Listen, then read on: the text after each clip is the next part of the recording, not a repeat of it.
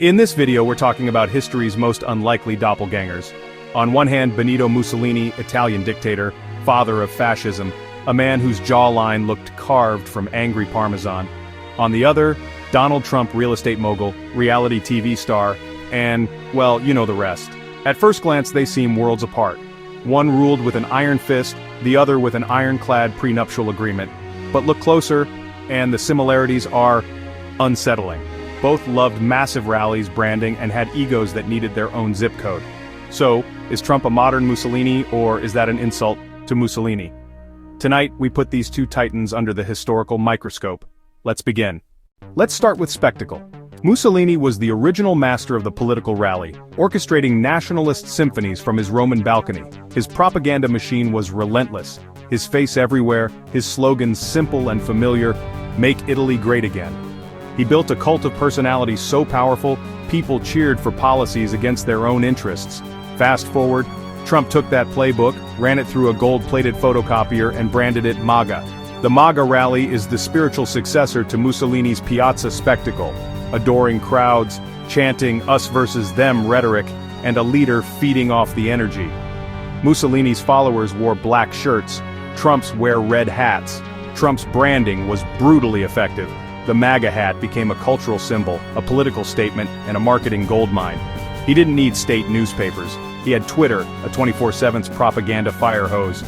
Both bypassed traditional media, speaking directly to their base, crafting the image of the strongman outsider. Mussolini's black shirts marched in sync, Trump's rallies blasted classic rock. Different soundtrack, same principle, create a tribe, a movement. Both harnessed national grievance. Mussolini, post-World War I humiliation. Trump, American anxiety over globalization and lost jobs. Each promised to restore pride and greatness, casting themselves as the hero of national redemption. The product? Nostalgia, nationalism, and personality worship. They weren't just selling policies, they were selling identity and belonging to the winning team. Repeat a simple message loud enough, and people start to believe it. If ego were currency, these two would have bought the moon and slapped their name on it. That's the power of branding, Bluster, and Balconies. Now let's talk perks of power. Mussolini turned Italy into his personal brand town streets, even schools bore his name. He made sure his friends got rich handing out government contracts to loyalists. The state became a tool for self-enrichment. Trump arrived at the White House with a business empire and left with even more free advertising for his properties. Foreign dignitaries booked rooms at Trump hotels. The presidency became the ultimate marketing tool. The swamp he promised to drain became a members-only pool for his family and loyalists. Mussolini put family in power. Trump appointed Ivanka and Jared to senior roles. Nepotism wasn't a bug, it was the system. Both blurred the line between public service and private gain, making the state their personal playground. Mussolini's cronies stayed loyal because their fortunes depended on him. Trump's cabinet was a revolving door of loyalists fired by tweet if they strayed. Mussolini built monuments to himself. Trump hosted world leaders at his own properties. The justification? It's for the good of the country. Both sold self-interest as national interest.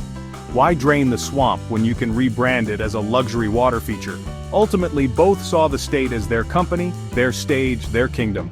The rules didn't apply to them, they rewrote or bent them at will. Nepotism and self-dealing were features, not flaws. That's the family business both men truly excelled at. Now, the iron fist. Mussolini was a brutal dictator. His black shirts terrorized opponents, the press was crushed, and dissent was met with violence or death. He invaded Ethiopia, used chemical weapons, and ruled by fear. His word was law. Opposition meant exile or execution. Trump, by contrast, operated within a democracy. No death squads, but his rhetoric encouraged aggression. Think knock the crap out of them, at rallies. He waged war on the press, calling them enemy of the people, delegitimizing journalism and inspiring abuse against reporters. His assaults were digital, trade wars, insults, and lock-her-up chants, testing the boundaries of democracy. The core impulse was the same: intolerance for dissent. Mussolini crushed opposition with force. Trump attacked critics with tweets and public shaming. Both saw criticism as betrayal, not legitimate debate. Mussolini posed as a man of the people. Trump boasted about his stamina and deal-making. Both projected strength, feeding the strongman myth. The methods differed. One used tanks, the other hashtags, but the goal was the same: silence opposition, control the narrative. consolidate power. Mussolini left a body count, Trump left shattered norms. One commanded armies, the other commanded online trolls. Both aimed their weapons, literal or digital, at the heart of dissent. The difference? One's legacy is written in blood, the other in broken democratic norms. The strongman playbook adapts, but the impulse endures. Now, the sleaze. Mussolini's appetite for women was legendary. Serial affairs, power used for seduction and coercion, women as conquests. His sexual dominance was an extension of his political dominance. Everything was his for the taking. Trump's personal life? Tabloid fodder for decades. Affairs, divorces, and a Playboy image he flaunted. The Access Hollywood tape revealed his belief that power grants license. When you're a star, they let you do it. Dozens of women accused him of misconduct, harassment, and assault. Hush money, legal intimidation, and scandal became part of the brand. Both men projected masculine bravado, boasting about conquests as proof of power. For some supporters, the scandals reinforced their image as anti-establishment rebels. The pattern rules don't apply to them, in politics or the bedroom. Power, ego, and entitlement. A dangerous cocktail. For these leaders, absolute power meant absolute certainty they could get away with anything, and often they did. Every show ends, but the finales couldn't be more different. Mussolini's fall was brutal, betrayed, arrested, and executed, and hung upside down in a Milan piazza. His end was a warning about hubris and tyranny. Trump's exit, just a slow-motion legal drama. He lost an election, tried to overturn it, left office after the Capitol riot, and a second impeachment. Instead of prison, he flew to Mar-a-Lago, facing indictments and lawsuits. Mussolini's legacy was buried with him, his ideology discredited by war and genocide.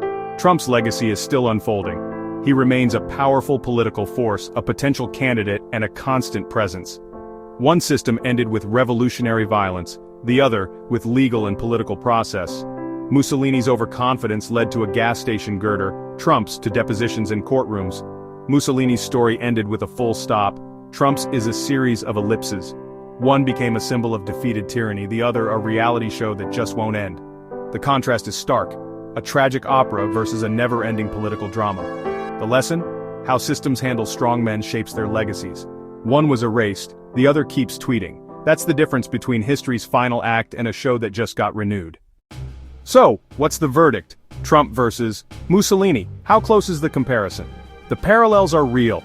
Both built careers on populist nationalism, cast themselves as saviors, and tapped into public anger and nostalgia. Masters of propaganda, they built tribes, demanded loyalty, and blurred public service with private gain. Both showed contempt for democratic norms and surrounded themselves with sycophants. But the context and consequences were worlds apart. Mussolini dismantled democracy, ruled by violence, and left a legacy of war and genocide. Trump operated within a 250-year-old democracy, constrained by courts, Congress, and the press. He tested those limits, damaged trust, but never broke the system. Mussolini's authoritarianism was real. Trump's, more aspirational. One had death squads, the other, angry tweets. The damage Trump did was to norms and discourse, not lives on a mass scale. Equating them completely minimizes the horror of fascism.